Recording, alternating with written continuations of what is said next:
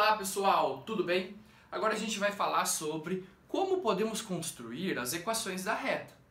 Eu vou falar aqui sobre como a gente constrói a equação fundamental da reta. Vamos lembrar o seguinte, quando a gente tem o coeficiente angular da reta, o que é esse coeficiente angular? Coloquei aqui a definição para vocês lembrarem novamente. É a tangente da inclinação, ou seja, o coeficiente angular é a tangente da inclinação. O que é a tangente da inclinação? Você pega o ângulo que a reta faz em relação ao eixo x, no sentido anti-horário. Esse ângulo, que eu estou chamando aqui de alfa, que é o ângulo que a reta faz em relação ao eixo x no sentido anti-horário, ele define um valor numérico. Como que a gente calcula esse valor numérico? Pela tangente desse ângulo alfa. Então, esse azinho, que é o meu coeficiente angular, ele é a tangente desse ângulo alfa.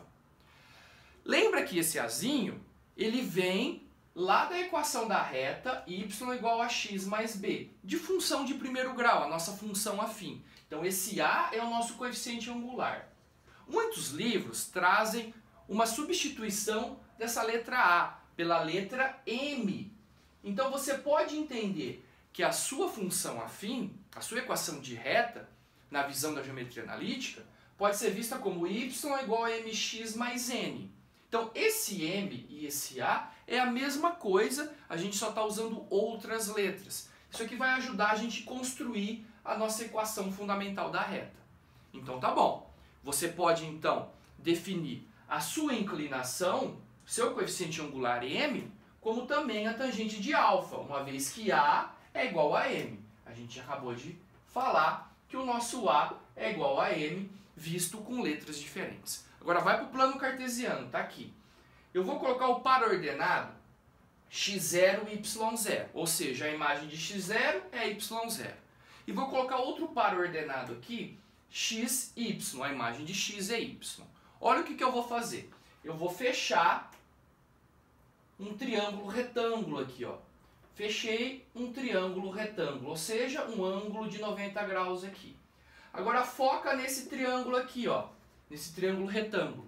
Quanto que é a medida desse cateto aqui? Bom, é tudo que é x menos x0, concorda? Então a medida desse cateto aqui que eu estou pintando vai ser tudão menos tudinho.